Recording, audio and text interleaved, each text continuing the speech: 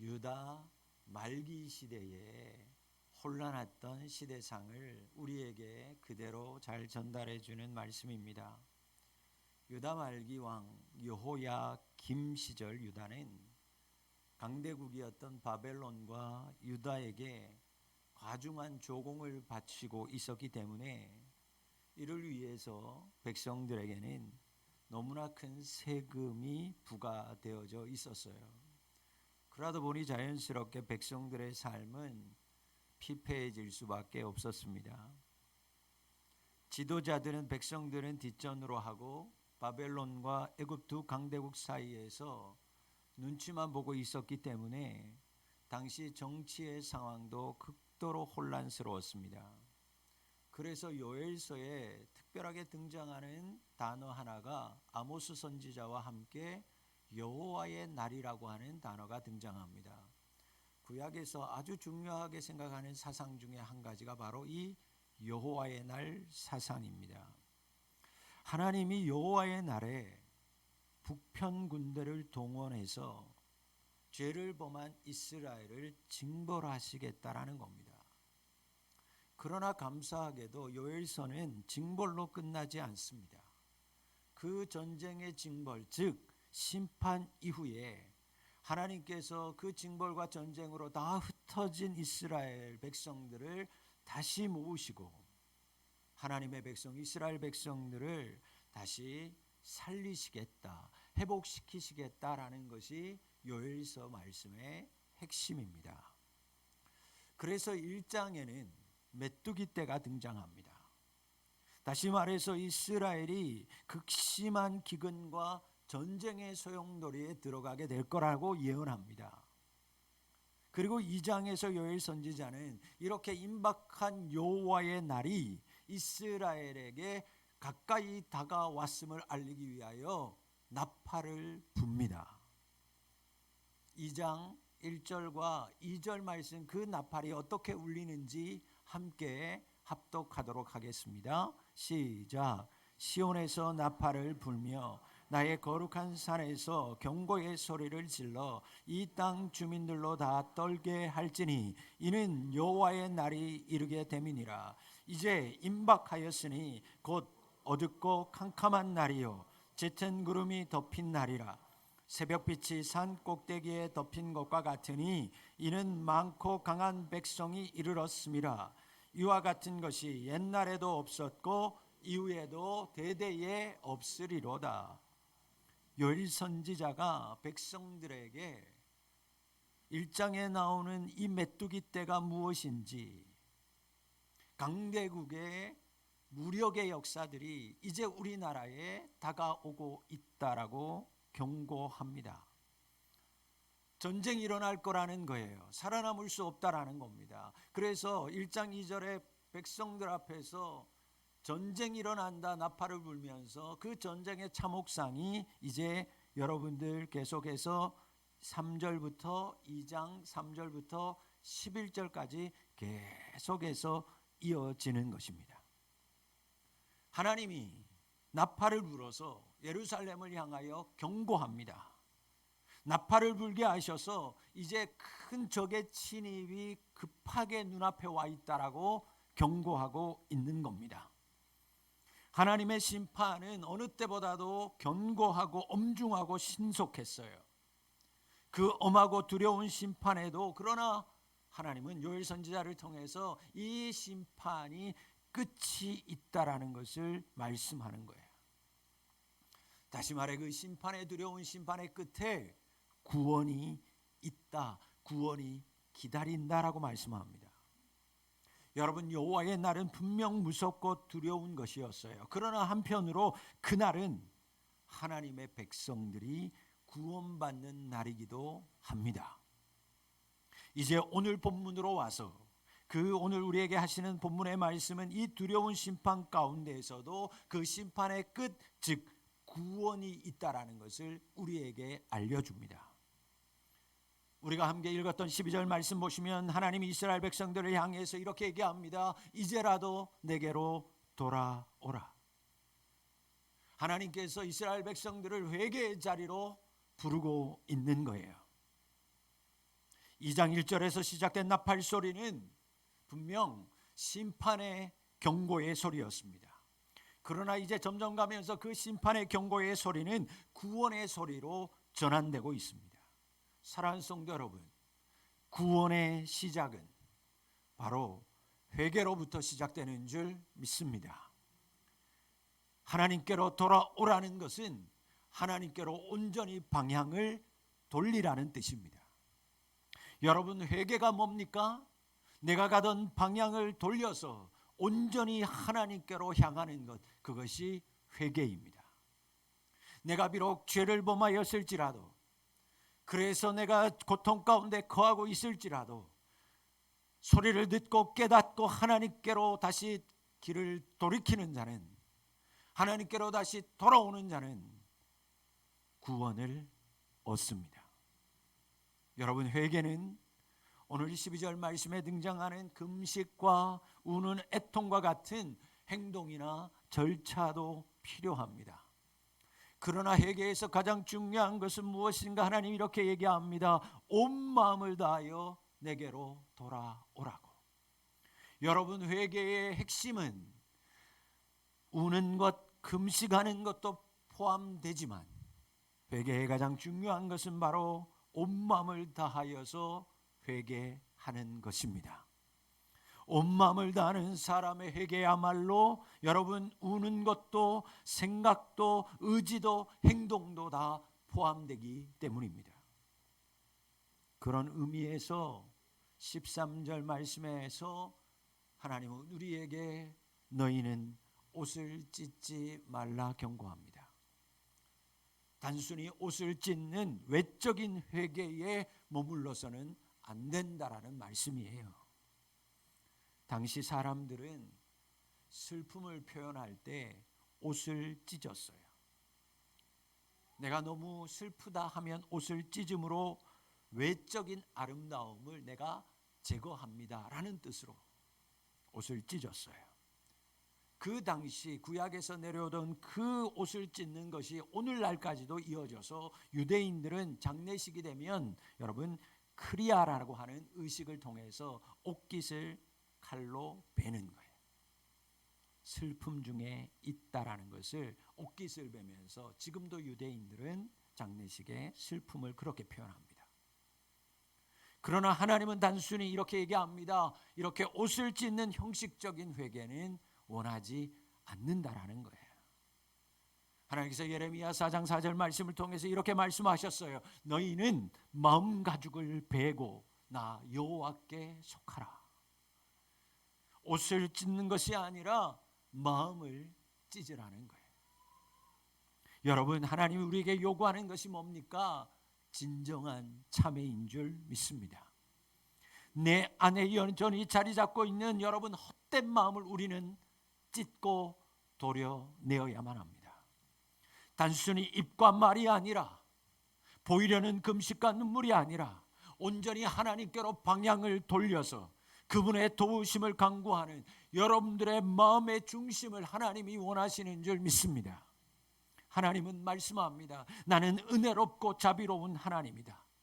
사랑하는 성도 여러분, 그분의 은혜와 자비는 우리가 마음을 다한 회개가 동반되는 한 언제든지 심판의 뜻을 돌이켜서 우리를 향하던 재앙을 막으시는 줄 믿습니다.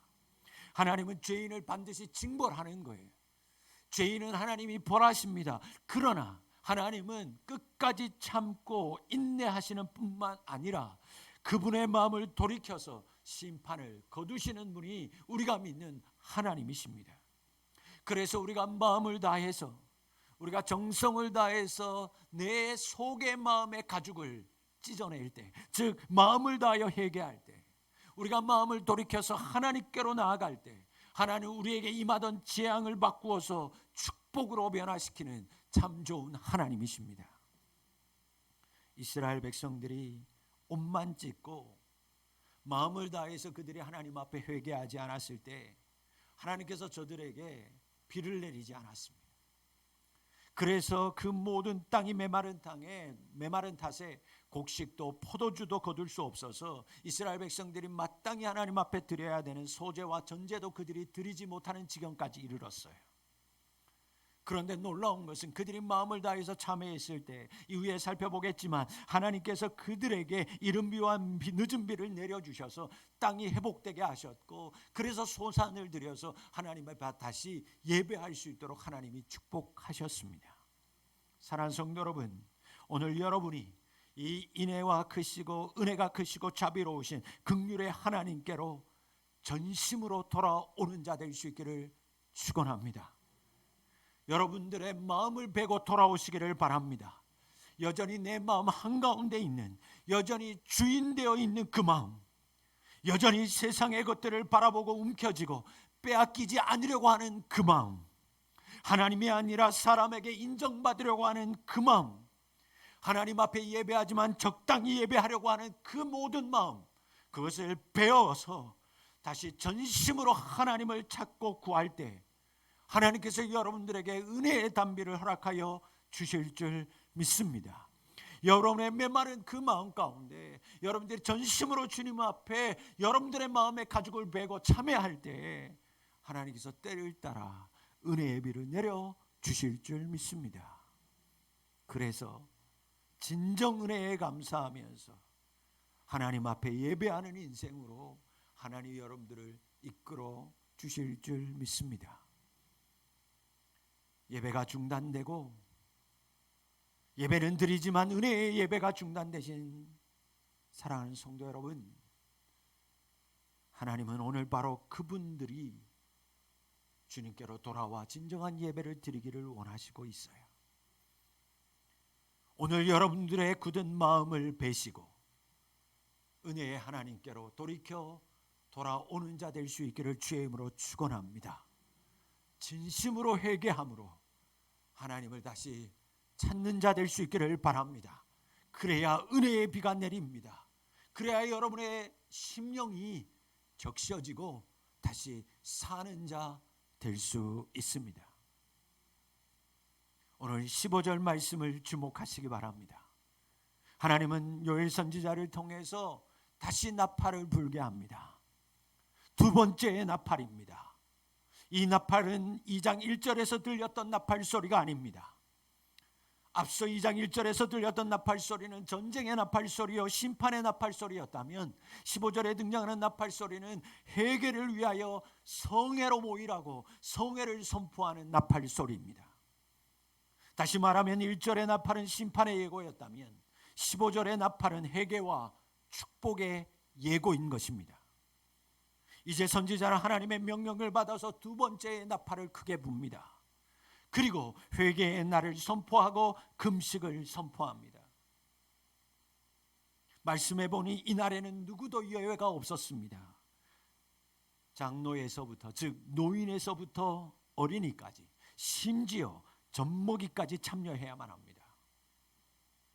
신혼 첫날을 맞는 신랑 신부로 하더라도 이 자리에 나와 회개에 동참해야 한다고 말씀하는 거예요.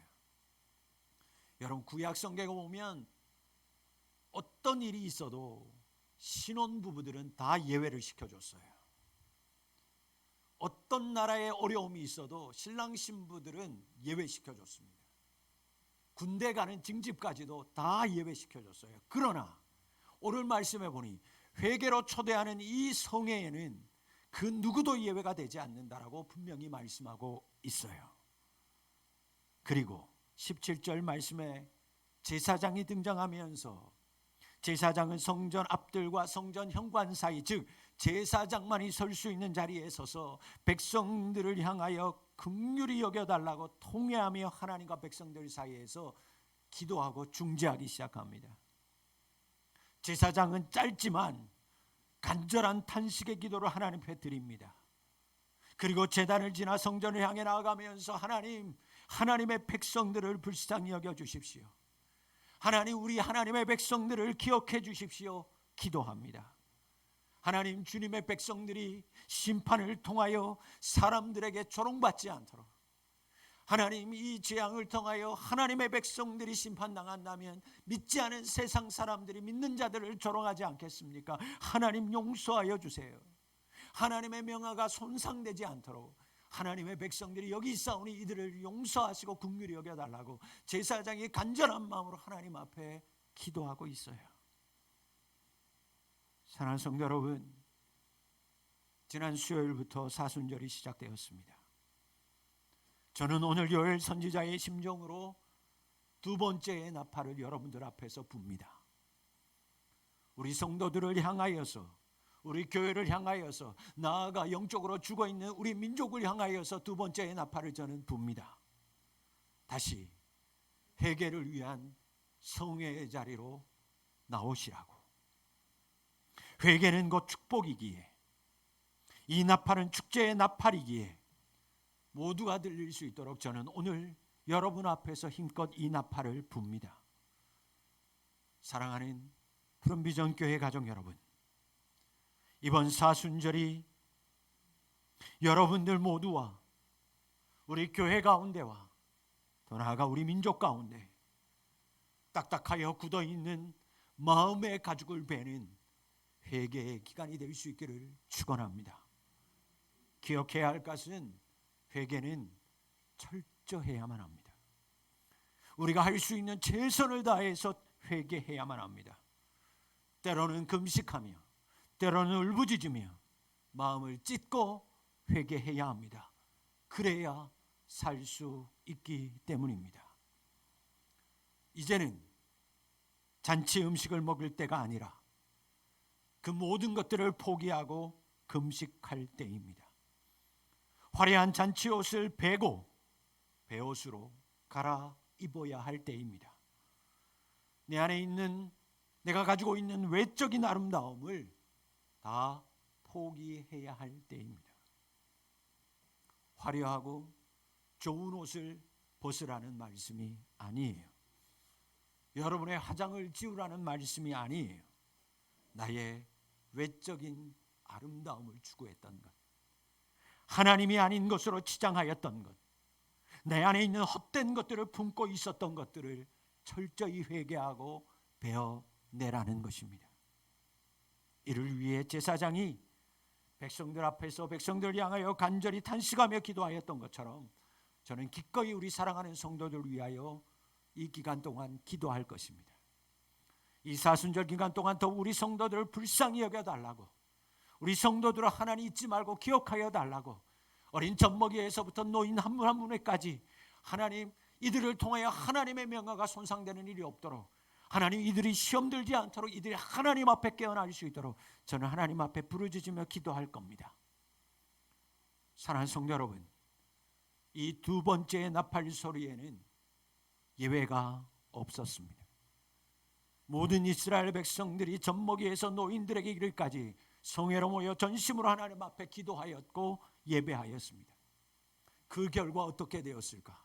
이어지는 18절 이하의 말씀에 보니까 1장에서 경고했던 그 메뚜기 때, 즉 북쪽의 군대들이 멀리 떠나가고, 놀라운 것은 하늘 문이 열려서 이른 비 늦은 비가 백성들 위에 내리기 시작합니다. 마당에 밀이, 독에는 새 포도주와 기름이 넘쳐났습니다.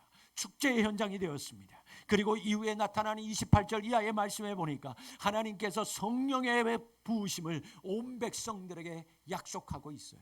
어린아이에서부터 노인들에게까지 하나님께서 꿈을 꿀 것이다, 예언할 것이다, 성령의 약속을 요엘 선지자, 그 성령의 기름 부으심의 역사가 바로 요엘 선지자를 통한 이 요엘서 2장에 등장하고 있는 것입니다.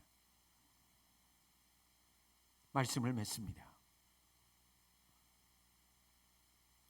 내가 구하던 것, 내가 바라던 외적인 아름다움을 잠시 멈출 때입니다. 우리가 전심으로 하나님 앞에 회개할 때 하나님께서 우리에게 부어주십니다. 우리의 예배, 우리의 기도가 다시 온전하게 회복될 때 하나님께서 이 같은 축복을 우리에게 더하여 주실 줄 믿습니다. 내가 외면했던 예배, 내가 외면했던 기도의 시간, 우리는 회복할 때이고, 내가 가던 세상의 길을 멈추고 하나님께로 돌아올 때입니다. 분명 고통이 동반됩니다. 그러나 진정으로 온 마음을 다하여 진심으로 회개하며 하나님께 돌아오면 하나님이 은혜와 자비를 베푸십니다. 복을 더하십니다. 그리고 성령을 부으십니다. 사랑하는 성도 여러분, 사순절은 무엇을 절제하는 날이기도 하지만 동시에 평소에 하지 않던 일들을 시작하는 날입니다. 오늘부터 내가 베어내야 할 것들에는 힘을 다하여 절제하시기를 바랍니다. 반면에 오늘부터 평소보다 더 열심히 예배하고 기도하고 더 열심히 봉사하고 그동안 하지 못하였던 그 마음을 다하여서 열심히 가족과 교회와 이웃을 사랑할 수 있기를 바랍니다. 바로 그것이 그리스도의 고난에 동참하는 바른 사순절을 보내는 비결입니다. 금식만 하고 절제만 하는 것이 사순절이 아니라 더욱 열심히 새로운 것, 하나님이 기뻐하실 것을 시작하는 것이 바로 사순절을 맞이하는 성도의 바른 신앙의 모습입니다. 회개는 형식과 마음만으로 끝나서는 안 됩니다. 사랑으로 내 온 마음을 다한 행동으로 표현될 때 그것이 진정한 회개입니다. 사랑하는 성도 여러분, 기독교의 신앙의 핵심은 하나님의 말씀이 우리의 삶으로 이어져서 작동하는 것이 핵심이에요. 그래서 예수님, 하나님이신 예수님이 이 땅에 육신을 입고 오신 성육신, 그것이 기독교의 핵심인 것입니다. 그것이 신앙인 것입니다. 사랑하는 성도 여러분, 우리가 말씀을 듣고 말씀을 알고 배우지만 기독교의 핵심은 그것으로 끝나는 것이 아니라 그 말씀이, 그 거룩한 하나님의 말씀이 삶으로 이어져서 작동하기 시작할 때, 성육신 될 때 그것이 신앙의 핵심인 것이요, 그것이 믿음인 거예요. 이제 우리는 두 번째의 나팔 소리를 들었습니다. 그 두 번째의 나팔 소리를 들은 자는 예외가 없어야만 합니다.